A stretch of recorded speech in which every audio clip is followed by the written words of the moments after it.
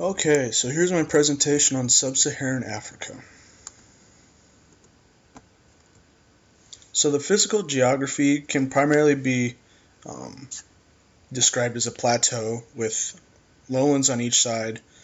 It's primarily a tropical climate, but you see in the south, you know, highland, Mediterranean, desert, subtropical, all that kind of mixed in there, um, which then affects on how people are living and where people are living because you know a lot of people are going to want to live more on the west coast because they're near the water and they've got the Congo Basin. That area is going to be better um, as far as living, but the south is going to be better for farming because they don't have to deal with the tropical um, lands, which we'll get to later.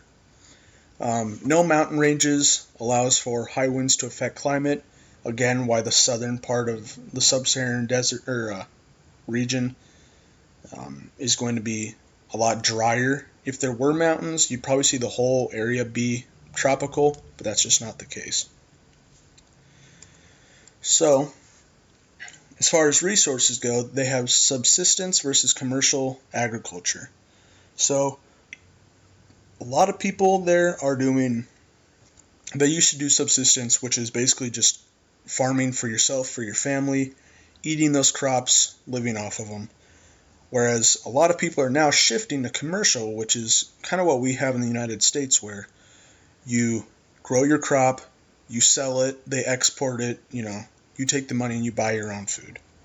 So a lot of these crops would be peanuts, cocoa beans, rice, tea, coffee. Um, yeah, so that's going to be primarily commercial, whereas subsistence is primarily yams. Those are good to eat. And then other sources of resources would be like fisheries on the west coast. As I said, a lot of people live there just to be near the water, have that direct supply. Um, as far as minerals go, you have oil, gold, platinum, copper, huge exports. They don't pocket a lot of money off of them, but they're pretty much the main exports of this place, even past the agriculture. Slavery and deforestation, obviously both terrible things, especially mass deforestation. But both of them are, you know, wiping out cultures. Even slavery today still is a huge part of Africa as a whole. Slave trade among other countries and within Africa. Many of them haven't banned it yet. Increase in piracy due to foreign ships taking over water, fishing areas, polluting the water. So like I said, a lot of people, they're living on the west coast, but then there are, oil spills, loss of income due to, overfished areas, um, just a big problem. Aside from those resources, agriculture started around 2,500 years ago, leading to formation of some of those trade routes, not necessarily the North American ones, but South America and Europe were a big deal, especially with some of those minerals and then oil. Yeah, huge deal. Um, this advanced agriculture and mining technology set up what is now Zimbabwe to be an empire. This primarily took place after the collapse of Rome. Zimbabwe kind of filled the power vacuum in Africa, which they later collapsed a few hundred years after that, unknown reasons. But so then you've got population distributions, and as you can see on the graph, it's primarily in that 29 to 46% range in urban areas, but a lot of people are moving to more urbanized regions along the west coast. Dramatic increase in population, large families are viewed as an economic value, which also increases GNI. So people want their large families, especially in the rural areas, so that they can produce more crops, they have more workers that they don't really need to pay.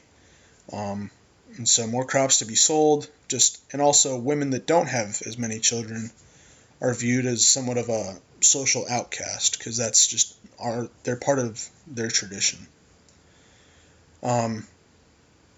So a lot of migrants move to places within Africa itself. not necessarily to other places like the United States. They usually stay within Africa. And those living in rural areas are more likely to contract an infectious disease, lowering the quality of life in GNI.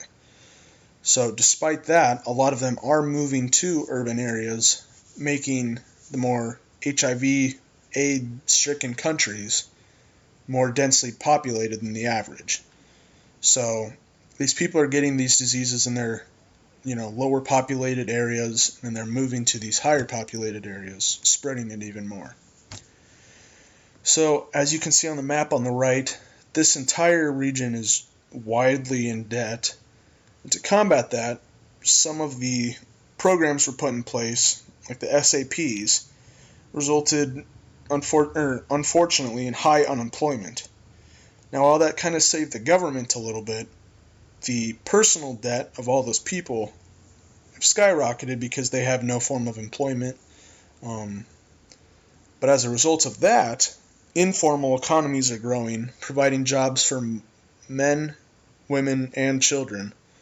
But the problem with that is that a lot of those jobs are illegal, maybe for the job itself, but also because those informal economies, the income tax isn't happening. The government can't tax those people. So the government is not a fan of these, but for the people, it's kind of a savior. Also, with economic development, you get grassroots and self-reliant development, much like the picture on the right there. That's the windmill from The Boy Who Harnessed the Wind, if any of you have read that. The region draws many investors due to abundance of natural resources, oil, gold, all that stuff previously said. And the creation of an economic union, kind of like the European Union, could increase income to around $200 billion a year. So huge increase, very important. As far as government goes, the colonization of Africa, much like the post-Soviet states, there was a failure to create a good infrastructure for the future. So when those countries became independent, they were left pretty much with nothing, having to start from scratch. So as far as geopolitics go, increase in political states within countries to prevent disputes, much like the country to our right here.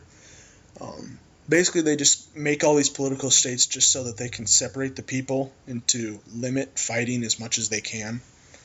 And Cold War geopolitics increased tensions also because the United States was investing in certain countries in Sub-Saharan Africa. Russia was doing the same. So in a way, you kind of had a mini Cold War going on in Africa at the same time. Everyone was just at each other's throats. So you also have things like terrorism and the Al-Qaeda. The Tuareg people with Al-Qaeda increased their control of the Sahara, including parts of Mali. The Tuareg are people that lived in the Sahara Desert, but then they spread out, taking over towns in Mali. Al-Qaeda joined them.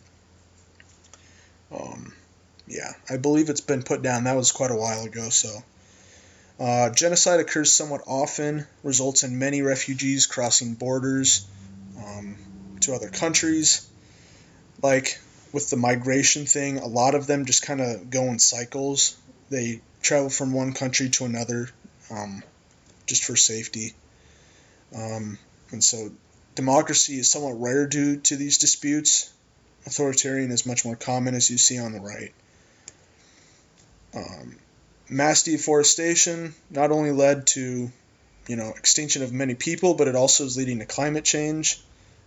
And as, something to prevent that, agroforestry is being put into place where people are only allowed to cut down certain trees, not others. And the loss of fertile land in tropic settings is also a problem because that land there isn't very fertile, which means that every other year or so they have to create new fields to plant their crops, which is basically just destroying the entire natural, environment. So, lastly, desertification occurs primarily due to herding with cattle. And wildlife in general is a huge problem, whether that be poaching, wildlife drowning during flooding, all that's just a big problem. Wildlife managers are trying to take an active role in assisting animals as they migrate, and it seems to have worked so far, but the poaching is still a big concern. So, thanks for listening to my presentation. Hope you guys have a great thing.